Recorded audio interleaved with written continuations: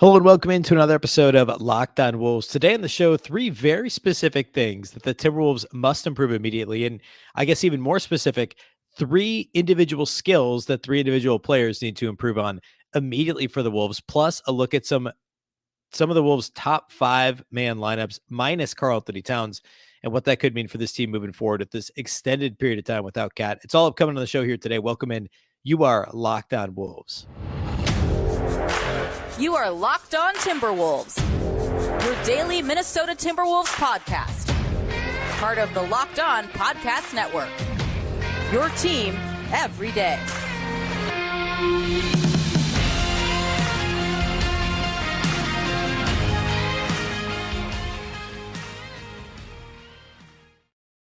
Hello and welcome to the Locked On Wolves podcast, part of the Locked On Podcast Network, your team every day. My name is Ben Beecken. I'm the host of Locked On Wolves. Happy Monday, everybody. Hopefully you had a fantastic weekend. And the Timberwolves are in the middle of a weird a rare non-all-star break, 3-day break in the middle of the season. They don't play again until Wednesday, but a full show here today talking some lineup data, talking three very specific things the Wolves must improve if they're going to start winning and actually stay above 500 for some period of time. It's all upcoming on the show here today. First of all, big thank you for making Locked On Wolves your first listen each and every day. Of course, this show is free and available everywhere, including YouTube, as well as all of your favorite audio platforms. You can also watch the show on Locked On Sports Minnesota. That's both a Roku and an Amazon Fire TV app. More great local sports coverage 24/7, and it's free. Download the Locked On Sports Minnesota app today on Roku and Amazon Fire TV. You can also, of course, follow the show on Twitter at Locked On T-Wolves and at Beecken, and that's with two B's, two E's, C-K-E-N. All right. I want to start with three things that must change for the Wolves. And what I did is I went through some of the areas the Wolves have really struggled in. Well, actually, really, it's the three biggest areas, right? It's transition defense, it's three-point shooting, and it's rebounding, primarily defensive rebounding, but overall rebounding. And I singled out one player for each category that is performing far below expectations and far below where he needs to be performing in order for the Wolves to be a night in, night out competitive team winning at the rate that we expect them to win. So it's not arbitrary. I don't want to say it's arbitrary because these things are all very true, but I'll also mention a couple of players who are also culprits for each of these categories. So for instance, we'll just dive right into it. Jaden McDaniels needs to rebound the basketball better, especially on the defensive end of the floor. You look at Jaden McDaniels for his career, he played a lot of power forward his first season. Finch started to play him more at the three than Ryan Saunders did in McDaniels' first season, which, of course, Saunders was only his coach for a few months. But we've seen his defensive rebound rate decline dramatically this year. And yes, he's played a lot more three, but he's still he's played a lot more three than the four. And this is the first year that that's the case for him in his career. But he's still got to rebound his position. And his rebounding was underwhelming his first two careers in the league, or his first two seasons in his career. Over the first two seasons of Jaden McDaniels' NBA career, he had a total rebound rate of 8.5%. So for context, that currently would rank 8th on the Timberwolves. However, this season, his total rebound rate so far this season is 6.4%. Jaden McDaniels ranks 12th on the Timberwolves. And I guess if you want to take out Minot and Lawson, who have each played one game, he ranks 10th on the Timberwolves in rebound rate. You're starting small forward who's 6'9-ish with length and athleticism. He has a rebound rate lower than Taurean Prince. He has a rebound rate lower than Jalen Noel. He has a rebound rate only 0.3 points higher than Jordan McLaughlin, who's basically always the smallest player on the court. It's not acceptable for Jaden McDaniels to have a 6.4% total rebound rate. Yes, I know he's often on the perimeter playing defense on, a primary ball handler or a perimeter threat and not putting himself in rebounding position because he's too busy playing good defense on the perimeter. I get that. But at his length and his athleticism and with his youth and with his skill level, there's no excuse for him to be sitting here with a 6.4% total rebound rate, a 7.2% defensive rebound rate. And it's just a massive dip from where he was last season or really over the first 2 years of his career. Because again, over the first 2 years of his career, We're talking 8.5% total rebound rate, but a 13.3% defensive rebound rate. This year on the defensive glass, he's 7.2%. It's almost half the rebound rate defensively. And the Wolves, of course, as I've well documented on the show, and you're no doubt aware, are 26th in defensive rebound rate league-wide, which is actually higher than what it was for much of last year. Pretty much all last season, they were bottom 3. They're currently 26th in defensive rebound rate and narrowly out-rebounded the Oklahoma City Thunder the other night, who are massively undersized and 29th in defensive rebound rate. The Wolves barely managed to out-rebound them in their loss on Saturday. So Jaden McDaniels is a primary culprit. And when I single him out, it's because I'm looking at the guys who the gap between what they are providing and what they should be providing is too large. Karl-Anthony Towns, you could say he was a little underwhelming on the glass still. I thought he would have a better year rebounding because of Rudy Gobert's presence versus the other way around. That hasn't been the case. Now, obviously, he's out. So we could single out Towns for the same reason. Naz Reid's actually held up his end of the rebounding bargain. I've griped for the last 2+ years that Naz Reid does not rebound the ball like a center. He's miscast as, well, not miscast because he is a center, right? He's not a power forward, but he's not a great rebounder. Now he pulled down, 18 boards against the Thunder the other night? 18 rebounds in 30 minutes, which was nuts. And for the season, he's actually third on the team if you want to take out Nate Knight behind Rudy and Karl-Anthony Towns in rebound rate, and he's only a hair behind Towns. So Naz has actually improved quite a bit this season in terms of his overall rebounding performance. That needs to keep up. Towns needs to improve when he gets back. Anthony Edwards has been good on the defensive glass compared to where we've seen him at times. He is up about a point in total rebound rate and over 2 points in defensive rebound rate. So that's positive, a positive trend for Ant. He still should be a bit higher. I mean, he's still only averaging what? In terms of per game numbers, Ant is only averaging 5.6 rebounds per game. That's decent. You'd like to see him in the 6 to 7-ish range because of his size and athleticism, which is why I think Jaden McDaniels is, if we're going to single one player out, it's Jaden McDaniels. There's the biggest gap between what he can do and what he's currently doing versus any other Timberwolves player. And he's just got to improve on the defensive glass. There's really no excuse for it. As a team, again, a little more from Ant, a little more from Cat when he gets back. Continued strong rebounding from Naz, which is not an outlier. It's the opposite of what Naz has done over the first couple of years of his career previously. They could use a bit more guard rebounding. D'Angelo Russell and Austin Rivers, neither one of those guys is going to obviously light up the box score in terms of rebounds, but they're both a bit lower than you'd like them to be. You'd like those guys to tick upwards in terms of their overall rebound percentage as well. So Jaden is the one that needs to improve the most. He can't, like the other night against the Thunder, he only played 18 minutes because of foul trouble, but he had 1 rebound in 18 minutes. You can't have a 6'9" guy who's starting. I guess he started at the 4 now too, which only underscores how important it is, right? I mean, with Cat not available, Wendell Moore Jr. is playing the 2, Anthony Edwards is playing the 3, Jaden's your 4. He's got to grab more than 1 board in 18 minutes. And we'll see, like, if he ends up playing a lot more 4 now in the absence of Cat, unless we see Kyle Anderson in the starting lineup, which we might, unless we see, Nate Knight make an appearance in the starting lineup. I've been asking for that to possibly happen at some point. I could see that maybe happening if the Wolves continue to get destroyed on the glass. But in the meantime, Jaden McDaniels just has to do more on the defensive glass. Okay. I've got 2 more of these I want to get on. The next one is going to be related to 3-point shooting. I'm going to single out one individual player who must improve, and I think will, based on their career mark. Again, as a team, the Wolves are shooting far below what you'd expect them to in terms of 3-point shooting percentage. So we'll talk about that more broadly, but also one specific player. And then the last one is in terms of defense. And then we'll close the show by getting into the best 5-man lineups that the Timberwolves have had this season that don't include Karl-Anthony Towns, which is obviously very topical at this point. So we're going to do all that here next. First, though, today's episode of Locked On Wolves is presented by our friends at Turo. Turo is the world's largest car sharing marketplace. With Turo, you can book any car you want, wherever you want it, from a community of local hosts. You can browse a huge selection of vehicles for just about any occasion or budget across the US, UK, Canada, and Australia. Book a spacious SUV or minivan for a family road trip. Get a classic or luxury car for a special event, birthday, or holiday. Find affordable economy cars if you're on a budget and just need to get from A to B, or test drive that new electric vehicle you've had your eye on to see how it fits in your everyday life. Many Turo hosts can even deliver the car right to you. Every trip is backed by liability insurance. Terms, conditions, and exclusions apply. Forget boring rental cars and find your drive at Turo.com. BetOnline.com.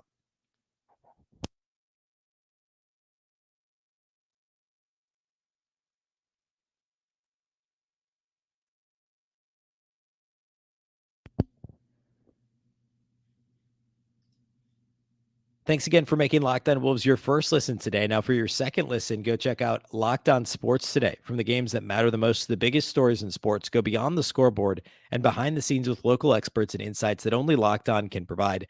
Locked On Sports Today, available on this app, YouTube, and wherever you get your podcasts. Okay. 3-point shooting. It's no secret that the Timberwolves have really struggled as a team this year in terms of 3-point shooting. I did a whole show. I want to say it was maybe Thursday of last week, Thursday or Friday. Probably Friday, dedicated to the idea that the Wolves will eventually progress to the mean. And what I mean by that is they have too many good 3-point shooters that are shooting well below career averages to continue shooting this poorly as a team. And now through play this weekend, the Timberwolves came into play on Sunday, 28th in 3-point percentage as a team. Only two teams with worse 3-point shooting percentages than the Wolves. The Wolves are 32.6% from three, and they're still top 10 in terms of rate. They're 10th in 3-point rate, which is down a little bit from where they were last year, which is also interesting. I think has more to do with how much pick and roll they're running with Rudy and how much driving Cat was doing versus actually just pulling from 3-point range, which kind of shifted midway through last season. Anyway, the 3-point shooting percentage as a team is not great. The number one culprit in terms of shooting below career averages, below expectations, is D'Angelo Russell. D'Lo is just 31.9% from three, which is easily a career low. It'd be a half percentage point worse than his previous worst season, which was when he was 21 years old, 5 years ago, before he became an all-star with the Nets. Since his all-star season, his worst 3-point shooting year was last year, 34%. Overall, over those 4 seasons, his all-star year in Brooklyn, the Golden State Wolves split year, and the last 2 seasons in Minnesota, he's 36.3% from three. He's currently shooting under 32% from three. So D'Lo, came to Minnesota on the heels of a 37% 3-point shooting year in Brooklyn, and then was shooting 37.4% with Golden State when Minnesota acquired him. And his first full year in Minnesota, he was 38.7%. That was the COVID-shortened year on the front end when D'Lo had all those injuries. And then since then, he's been well below league average from 3-point range, which flies in the face of his reputation, right? He's got an incredible range. He's seen as this clutch scorer, but he's really more of a mid-range scorer than anything else. That 3-point shot for him has to be something close to league average. It's got to be 35, 36, 37%. I mean, it just has to be. It's really important to what the Timberwolves do, especially without Karl-Anthony Towns. The Wolves have to have somebody. They have to have some plus 3-point shooters to help space the floor. Like you look at what Utah did. We talked about this a little bit the other day on the show. As Utah spread the floor, I compared what the Wolves should be doing with Karl-Anthony Towns to Bogdanovich back before Towns got hurt, or like right around the time Towns got hurt. I can't remember. I think it was right before I talked about this. Bogdanovich is like almost 50% for his career from the corners. Cat's a really good corner 3-point shooter. The Jazz, it was beyond Bogdanovich, right? It was basically Rudy and then shooters around him. The Timberwolves can't do that because they don't have guys that are making shots. Anthony Edwards is still below league average in terms of 3-point percentage. I'm not pointing the finger at him because he hasn't shown the ability to shoot greater than 35% or better than 35% from three as an NBA player. D'Lo has. He's got to be better. Jaden McDaniels is shooting above what we might expect him to do. Taurean Prince has shot essentially his career average, although he's injured now. Jalen Noel is another one we could single out. I mean, Noel and D'Angelo Russell are the two highest volume guys that are both shooting 32% from three. But in terms of 3-point rate, they're two of the highest, highest volume guys on the team. D'Lo, 47% of his shot attempts are 3-pointers. Jalen Noel, 41% are 3-pointers. They're both essentially, D'Lo's not really a 3-level scorer. He doesn't score in the paint very often. Jalen Noel is, and he actually passed up a lot of threes the other night against Oklahoma City to try and drive and get in closer and get a good shot. And generally speaking, he's been effective offensively this season. And D'Lo has at times too. But for those guys to both be shooting 32% from three, but combined, if we just want to, I guess a simpler way to look at this instead of talking about 3-point rate is D'Lo and Noel are combining to shoot 10.2 threes per game. So 10 threes per game between the two of them, but shooting just 32%. So, I mean, they're making less than 3.5 threes per game on 10 attempts, which is like, you've got to be closer to 4 per game if you're going to shoot 10 per game as a duo. I mean, that right there is essentially an extra 3 points per game if those guys, as a team, if those guys shoot closer to their career averages. So, I mean, D'Lo to me is the biggest culprit. Jalen Noel is also culpable when it comes to the Timberwolves' terrible 3-point shooting, and Towns has to be better when he gets back too. I think Ant will see some improvement there. They've gotten good results from Jaden McDaniels, Taurean Prince.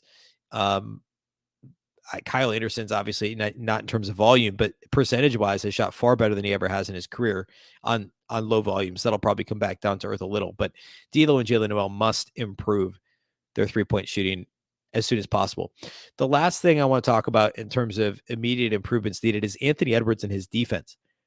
Ant has been effectively the same player on offense as he was last season. There's some slight changes. I mean, the 3-point shot is still about a point lower than it should be, but he shot the ball better in the paint than he did last year. Free throw rate, he's gotten to the line a little bit more. He's actually rebounding the ball a little bit better. The assist rate's down a tad, and the turnover rate's up, which isn't great, but the usage rate's the same. Defensively, the block rate's significantly down from 1.8% to 1%. And the eye test would tell us that, well, he was certainly an above average on-ball defender last season. The on-ball defense has not been as consistent this year. And the off-ball defense is equally as bad as it was all of last year. And at times worse, I think. At least last year, I think sometimes Ant was paying attention enough to gamble and try and, pick off a pass and go the other way for an easy transition bucket. We're seeing less of that this year. We're seeing more possessions of Ant just kind of being lackadaisical and just kind of lingering around, the paint. There were a couple possessions that stand out from the Thunder game on Saturday. You could go back and watch him in the second half where he just kind of moped around defensively. He didn't really guard anybody. And it's obviously not acceptable. He's not the only one. I mean, like, we've seen games where D'Lo does the same sort of thing. He's been much better recently defensively. Jalen Noel is another, oftentimes a culprit when it comes to lazy defense. But Anthony Edwards, because we've seen how good he can be in terms of on-ball defense, and we know what his skill set is in terms of athleticism, his size, his speed, wingspan, anticipation, basketball IQ in general is very strong. It's just the lack of care at times, it seems. That's what it looks like when the effort isn't there. It's fair to assume that there's the level of care isn't there defensively for Anthony Edwards. It has to be more consistent if he's going to be an all-star, if he's going to be a star. He has to be more consistent defensively. And again, far from the only one that's an issue for the Wolves. And we're still talking about a team whose overall defense is ahead of their offense, right? The transition defense has been miserable all season. The half-court defense hasn't been all that bad. We've certainly had games where it's been miserable. At times in the Thunder game, it was really, really bad. I mean, they gave up, 135 to the Oklahoma City Thunder. And I don't even remember, it was like 140 something the night before. In their previous win. Let's see, I have it right here. Or I guess it was 2 games ago. It was the Washington game because they beat the Wizards on Wednesday. The Washington game on Monday, they gave up 142 points to one of the league's worst offenses. Just a couple games before that, they gave up 110 to the Charlotte Hornets, including, I think it was a 38-point quarter. So they've had these periods of time where the defense has just been miserable, but it's been pretty good outside of those handful of games, right? I mean, we're still talking about a middle-of-the-pack defense, all things considered. It's just the transition defense has been consistently horrible, and the lows with the half-court defense, I should say, have been really low. They've had some really bad defensive games. The Thunder game, the Wizards game, the Hornets game are the most recent examples. It's essentially been like every other game. The defense has just been miserable. Like against Memphis on Wednesday, it was really good. It was really strong defensive effort. So again, consistency, but Anthony Edwards, I think, is kind of the poster child of this. And I'm not going to go so far as to say he's the team's leader, but there's certainly this, if guys see other guys not competing, they're going to be less likely to compete. And has to figure that out. There has to be some self-awareness there. Okay. I want to close today's show by talking about 5-man lineups, and specifically 5-man lineups that don't include Karl-Anthony Towns, since we've got at least a month here with no Cat. So I want to do that here next. First, though, today's episode of Locked On Wolves is brought to us by our friends over at BetOnline. BetOnline.net is your number one source for sports betting info, stats, news, and analysis. Get the latest odds and trends for every professional and amateur league out there. From football to basketball to soccer and esports, we've got it all at betonline.net.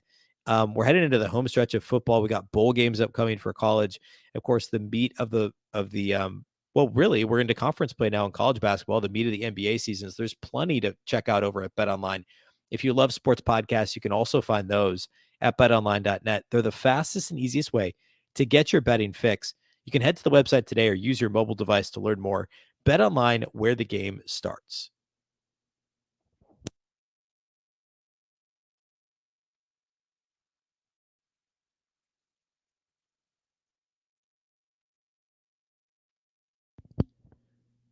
All right, let's talk about the Timberwolves' best five-man lineups to this point in the season that don't involve Karl-Anthony Towns. So if you check out five-man lineups at nba.com/stats and all their advanced stats, of course, the preferred starting lineup that includes Cat plus Rudy plus D'Lo, Jade McDaniels, and Anthony Edwards has played over 260 minutes together. Finally, they have a positive net rating. Of course, we were starting to see some positive results from that lineup before Towns got hurt.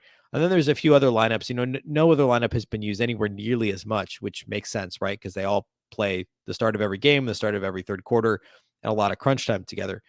The best lineup that does, or I should say the most used lineup that doesn't include Karl-Anthony Towns is actually the Timberwolves' sixth most used lineup. And they've only played 16 minutes together.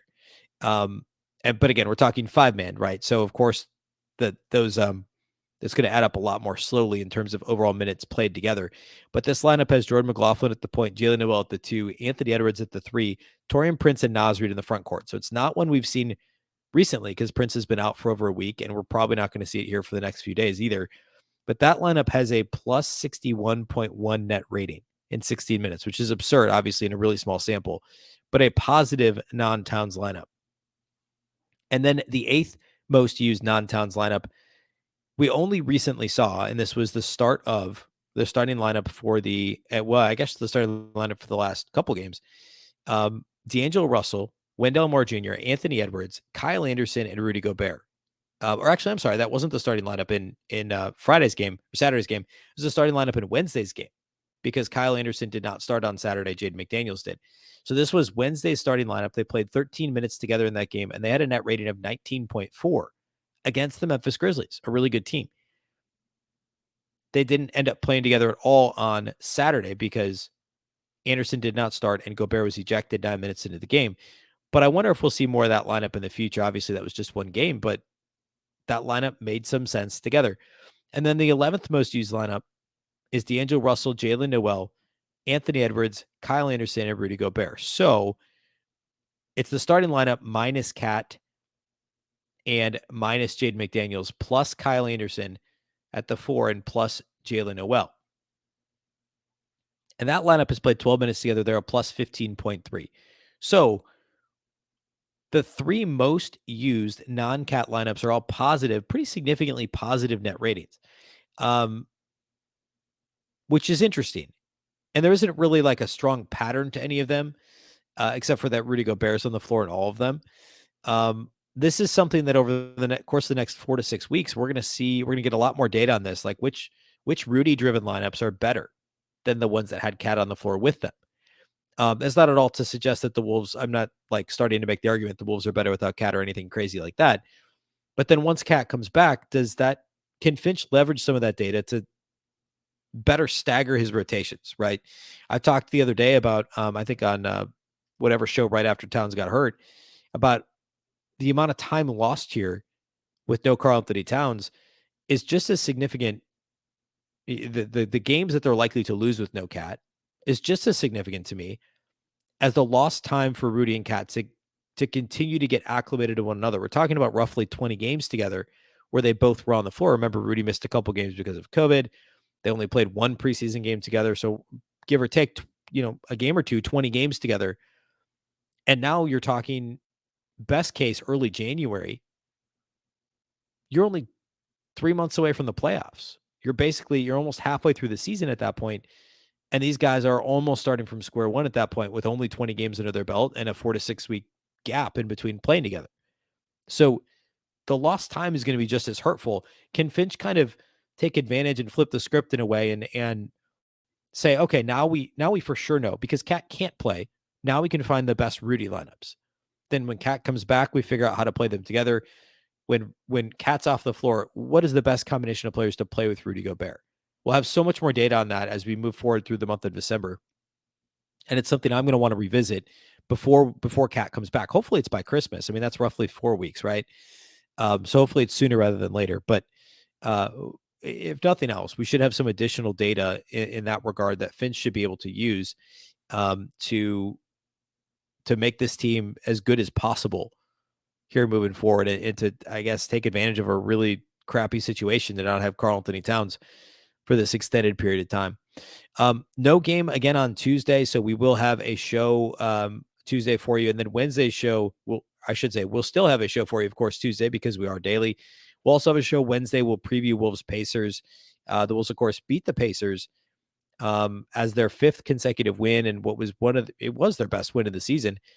It'll be exactly 2 weeks to the day from that win. Since the Wolves beat the Pacers and everything was hunky dory, the Wolves have lost 4 out of 5 games since then. And of course, Towns has gotten hurt. We've also had the McDaniels illness. We've had Jordan McLaughlin miss some games.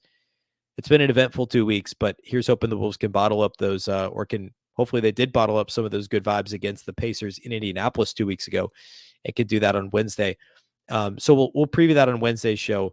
And of course, we're daily throughout the week. Wednesday, we will have the live postcast. Barney will be back about 45 minutes following the final horn of Wednesday's game. We'll go live to discuss Wolves Pacers. So be sure to subscribe to the Locked On Sports Minnesota YouTube channel to watch that live on Wednesday night. A big thank you to those of you that do make Locked On Wolves your first listen each and every day. Of course, this show is free and available everywhere, including YouTube, as well as all of your favorite audio platforms. You can also watch on the Locked On Sports Minnesota Roku and Amazon Fire TV app.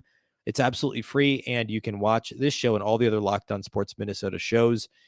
You can also follow the show on Twitter at Locked On T-Wolves and at Beecken with 2 B's, 2 E's, C-K-E-N. Of course, the Locked On Wolves podcast is part of the Locked On Podcast Network. Remember, the Locked On Network is your local experts on all the biggest stories. And one final thank you for making us your first listen. And a reminder that for your next listen, you can check out the Locked On Sports Today podcast, the biggest stories of the day, plus instant reactions, big game recaps, and the take of the day. It's available on the Odyssey app, YouTube, and wherever you get podcasts. Once again, I'm Ben Beecken. This is the Locked On Wolves podcast, and we'll catch you next time.